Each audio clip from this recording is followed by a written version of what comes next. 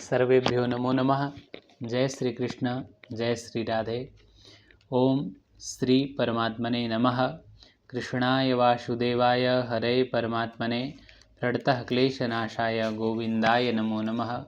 आइए मैं आप सभी के सामने श्रीमद् भगवत गीता का चौथा अध्याय लेकर के उपस्थित हुआ हूँ। वाचन क्रम में आप सभी के सामने आप सभी के साथ एक बार जय श्री कृष्ण करते हुए प्रारंभ करता हूँ श्रीमद् भगवत गीता का चतुर्थ अध्याय। श्री भगवान उवाच इमं विवस्वते योगं प्रोक्तवानः व्ययं विवस्वान्मनवे प्राह मुनिरीक्ष्वाकवे ब्रवीत् एवं परम्परा प्राप्तम् इमं राजर्षयो विदुः सकाले नेह महता योगो नष्टः परन्तपः स एवायमया तेद्य योगः प्रोक्तः पुरातनः भक्तोऽसि मे सखा चेति रहस्यं ह्यो तदुत्तमम्। अर्जुन उवाच अपरं भवतो जन्म परमं जन्म विवस्वतः कथम एतद्विजानीयाम् त्वमादौ प्रोक्तवानिति।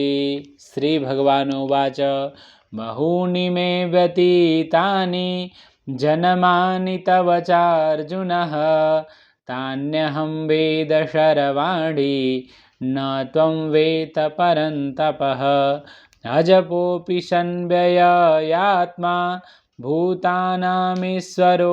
सन् प्रकृतिं स्वामधिष्ठाय सम्भवामयत्ममायया यदा यदा हि धर्मस्य ग्लानिर्भवति भारत अभ्युत्थानमधर्मस्य तदात्मानं सृजाम्यहं परित्राणाय साधूनां विनाशाय च दुष्कृतां धर्म संस्थापनार्थाय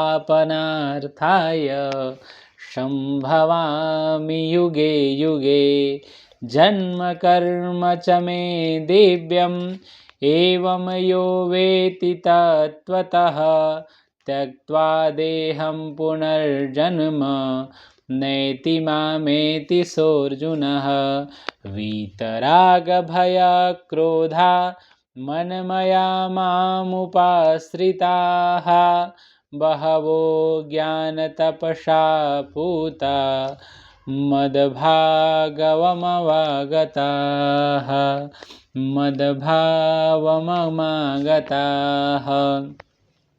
ये यथा मां प्रपद्यन्ते तांस्तथैव भजाम्यहं मम वर्तमानुवर्तन्ते मनुष्याः पार्थ सर्वशः काङ्क्षन्त कर्मणां सिद्धिं यजन्त इह देवताः क्षिप्रं हि मानुषे लोके सिद्धिर्भवति कर्मजा चातुर्वर्ण्यमया सृष्टं गुणकर्म विभागशः तस्य कर्तारमपि मां विद्यकर्तारमव्ययं न मां कर्माणि लिप्यन्तिं न मे कर्मफले स्पृहा इति मां यो अभिजानाति कर्मभिर्न स बध्यते एवं ज्ञात्वा कृतं कर्म पूर्वैरपि मुमुक्षुभिः कुरु कर्मैव तस्मात् त्वं पूर्वैः पूर्वतरं कृतं किं कर्मेति कवयो अप्यत्र मोहिताः तत्ते कर्म प्रवक्ष्यामि यज्ञात्वा मोक्षसे शुभात् कर्मणो यापि बोधव्यं च विकर्मणः अकर्मणस्य बोधव्यं गहना कर्मणो गतिं कर्मण्यकर्म यः पश्येत् कर्मणि च कर्म यः स बुद्धिमान् मनुष्येषु स युक्तः कृष्णकर्मकृतः कर्मण्यकर्म यः पश्येत् कर्मणि च कर्म यः स बुद्धिमान् मनुष्येषु स युक्तकृष्णकर्मकृतः यस्य सर्वेषामारम्भा कामसङ्कल्पवर्जिताः ज्ञानाग्निदग्धकर्माणं तमाहुः पण्डितं बुधाः त्यक्त्वा कर्मफलासङ्गं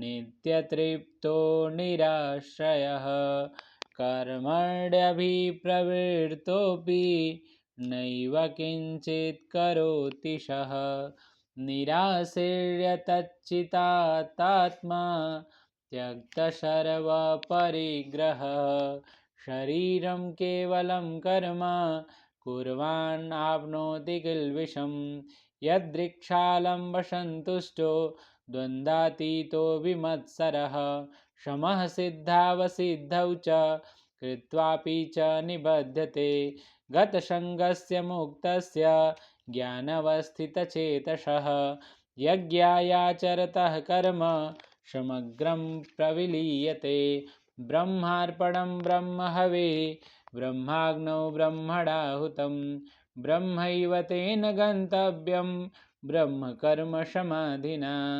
दैवमेवापरे यज्ञं योगिनः पर्युपासते ब्रह्माज्ञावपरे यज्ञं यज्ञेनैवोपजुह्वति श्रोत्रादीनानीन्द्रियाण्यान्ये संयमाग्निषु जुह्यति शब्दादिस्वनीयान्यन्य इन्द्रियाग्निषु जुह्यति सर्वाणि इन्द्रियकर्माणि प्राणकर्माणि चापरे आत्मसंयमयोगाग्नौ जुह्यति ज्ञानदीपिते द्रव्ययज्ञास्तपो यज्ञा योगयज्ञास्तथा परे स्वाध्याययज्ञानयज्ञाश्च यतयः संशितव्रता अपाने जुह्यति प्राणं प्राणे पानं तथा परे प्राणापानगतिरुद्ध्वा प्राणायामपरायणा अपरे नियताहारा प्राणान् प्राणेषु जुह्यति सर्वेऽप्येते यज्ञविदो यज्ञक्षपितकल्मषाम् यज्ञशिष्टामृतो मृता भुजो यान्ति ब्रह्म सनातनं नायं लोकोऽस्त्यज्ञस्य कुतो अन्यः कुरुषत्तमः एवं बहुविधा यज्ञा वितता ब्राह्मणो मुखे कर्मजना विद्धं तान् सर्वान्नेव ज्ञात्वा विमोक्षसे श्रेयान् द्रव्यं मयाद्यज्ञा ज्ञानयज्ञः परन्तपः सर्वं कर्माखिलं पार्थ ज्ञाने परिसमाप्यते तद्विद्धि प्रणिपातेन परिप्रसन्नेन सेवया उपदेक्ष्यन्ति ते ज्ञानं ज्ञानिनस्तत्त्वदर्शिनः यज्ञात्वा न पुनर्मोहमेवं यास्यसि पाण्डव येन भूतान्यशेषेण द्रक्ष्यसे यात्मन्यथो मयि अपि चेदसि हि पापेभ्यः सर्वेभ्यो पापकृत्तमः सर्वः ज्ञानप्लवेनैव वृजिनं सन्तरिष्यसि यथैन्धांसि समिद्धो अग्निगर्भस्मात् कुरुतेऽर्जुनः ज्ञानाग्निसर्वकर्माणि वशमात् सात् कुरुते तथा न हि ज्ञानेन सदृशं पवित्रमिह विद्यते तत्स्वयं योगसंसिद्धि कालेनात्मनि विन्दति श्रद्धावा लभते ज्ञानं तत्परः शनयतेन्द्रियः ज्ञानं लब्ध्वा परां शान्तिम् अचिरेण यदिगच्छति। अज्ञश्चास्त्रदधानश्च संशयात्मा विनश्यति। नायं लोकोऽस्ति न परो न सुखं संशयात्मनः। योगसन्न्यस्तकर्मणां ज्ञानसंशयश्च संशयं। योगसन्न्यस्तकर्माणां ज्ञानसन्निश्चन संशयम्। आत्मावन्तं न कर्माणि निबध्नन्ति धनञ्जयः। तस्मादज्ञानसम्भूतं हृतस्थं ज्ञानशीनात्मनः। चित्वैनं संशयं योगं तिष्ठतोत्तिष्ठ भारतः। ॐ तत्सदिति श्रीमद्भगवद्गीतासु उपनिषत्सु ब्रह्मविद्यायां योगशास्त्रे श्रीकृष्णार्जुनसंवादे ज्ञानकर्मसन्न्यासयोगो नाम चतुर्थोऽध्यायः। ॐ नमो भगवते वासुदेवाय। ॐ नमो भगवते वासुदेवाय। नमो नमः। आप सभी के समक्ष में चौथा अध्याय वाचन क्रम में लेकर के उपस्थित हुआ था।